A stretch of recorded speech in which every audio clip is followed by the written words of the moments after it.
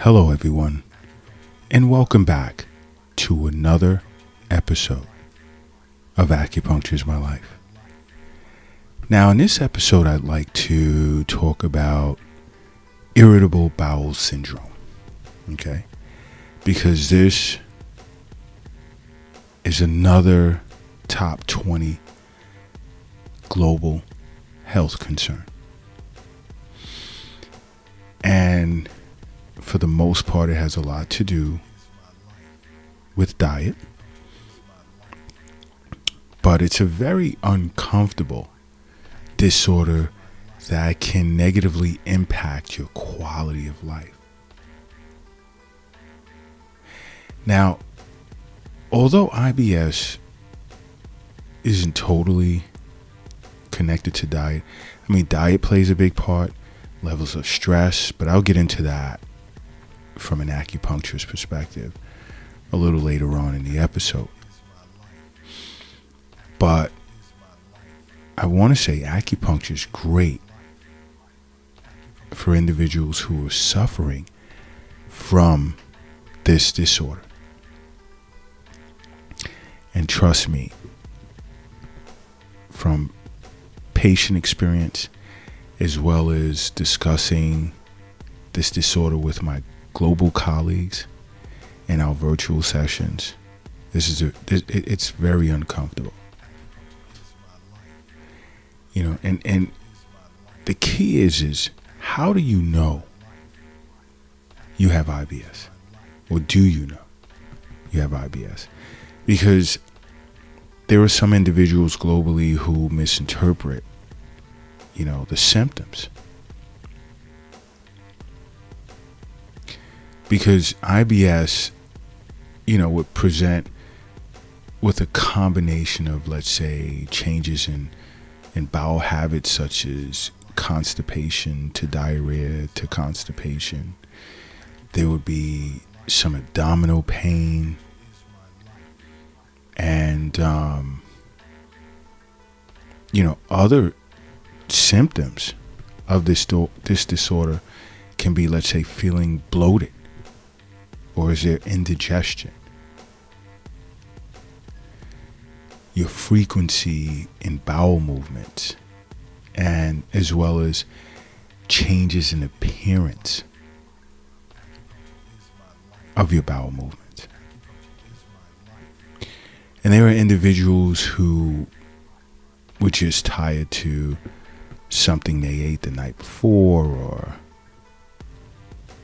maybe they have some type of virus and they'll get over it. You don't want to walk around with this disorder having been undiagnosed for an extended period of time. And which further supports why I say, along with seeing your physician on an annual basis, make regular wellness visits with an acupuncturist. Because this will be detected right away and treated. Now, I know, when it comes to biomedicine, the causes in relation to IBS are not totally clear. But it's understood that, there are changes in muscle contractions in a person's intestines.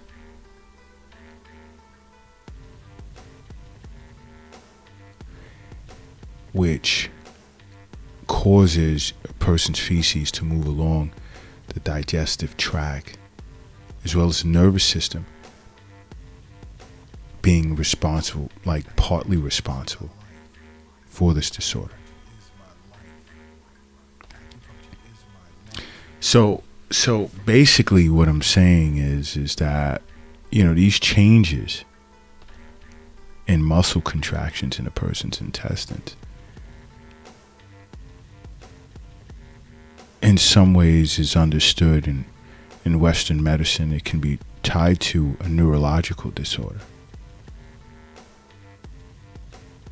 But it's also understood that there's a close relationship between psychological disorders and IBS, such as anxiety, depression,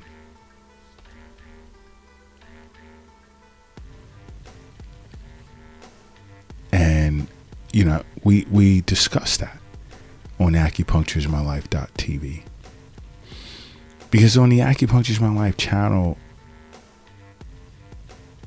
we go deep into gut brain relations, because your gut is your second brain, how they communicate via the enteric nervous system.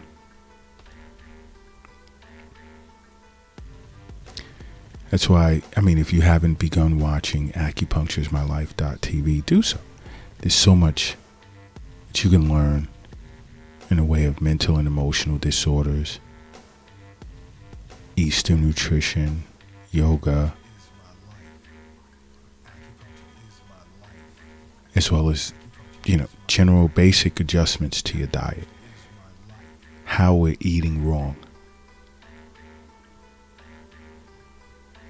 and how changes in our diet can positively affect our life. But, IBS is something that can happen after like a long-term or stressful event, such as someone dying. And many individuals have lost loved ones over these past 2 years, and all of a sudden began presenting with symptoms that are similar to symptoms of IBS. Now, stress can definitely do it. Poor sleep, tension in the household or even at work.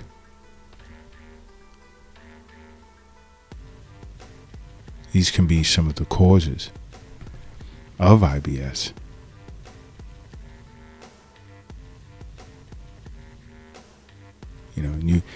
And it's understood, some studies indicate that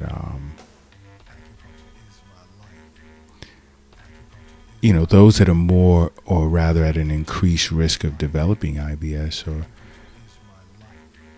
young people that are under the age of 51, females.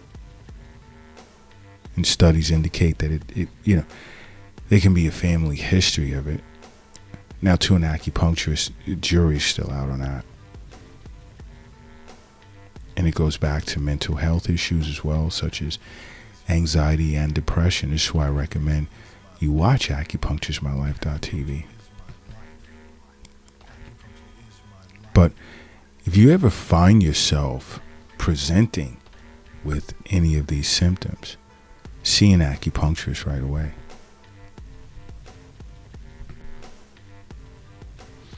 Because let's say when it comes to emotional stress, and an acupuncturist understands that emotional stress can induce IBS, like anger, frustration, emotional suppression.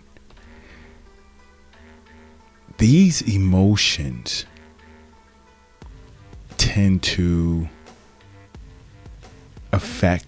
obstruct a person's livers, the liver of an individual, where the function of the liver is to ensure the smooth flow of chi. And when that chi stagnates, a person may present with, let's say, distending pain that'll start from, let's say, the hypochondriac side of the chest, and it'll radiate to the abdominal region, causing stagnant liver chi to overact on a person's spleen, impairing the spleen's function of transformation and transportation, which would produce diarrhea. Now, when stagnant liver chi transforms into heat, it tends to consume fluid in the stomach and the intestines, and then that is what would cause the constipation.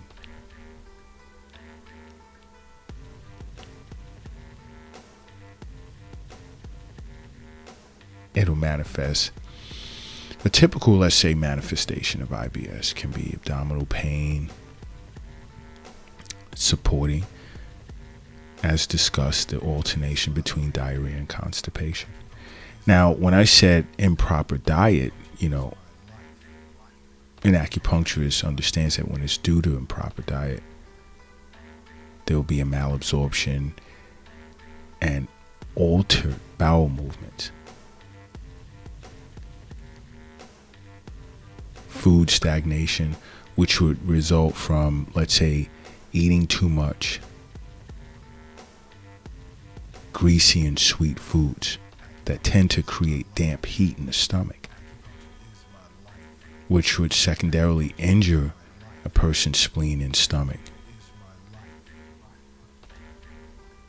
But then, like raw and cold foods can do that too. And acupuncturists understand that. Now, when food becomes stagnant and damp heat accumulates, again, it impairs the function of the spleen and stomach. And there you have your IBS. And acupuncturist also understands that, let's say, spleen and stomach qi deficiency. Now, if you're qi deficient in your spleen and stomach, you now become highly susceptible to exterior pathogens, which tend to impair the ascending and descending functions of the spleen and stomach, which causes abdominal pain, diarrhea, and constipation.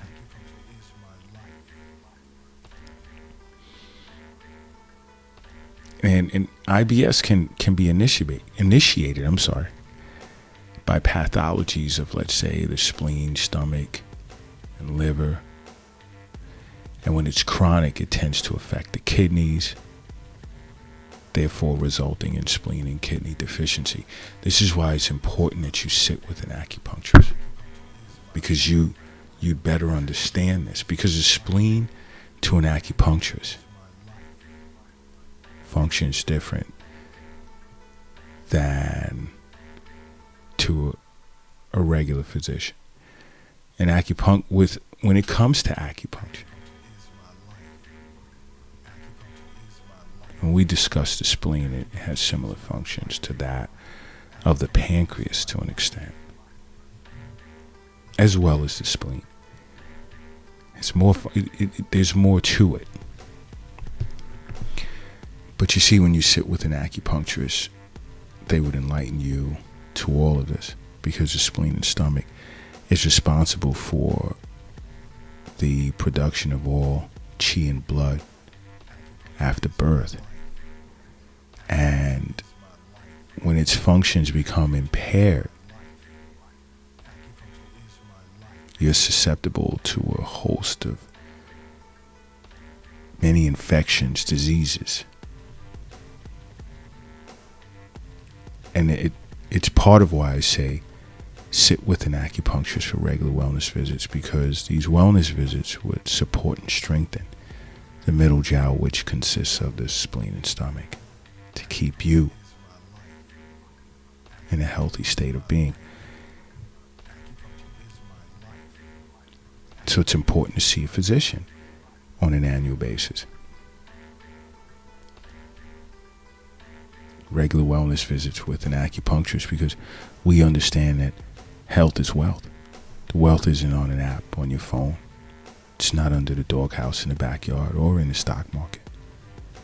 It's not under the mattress or in your pocket or your purse. It's not in the safe or in the bank or in a shoebox in the closet. It's in you. That's what the wealth is.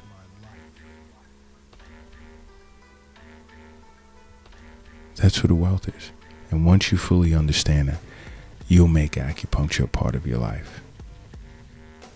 Because acupuncture is my life. What's yours?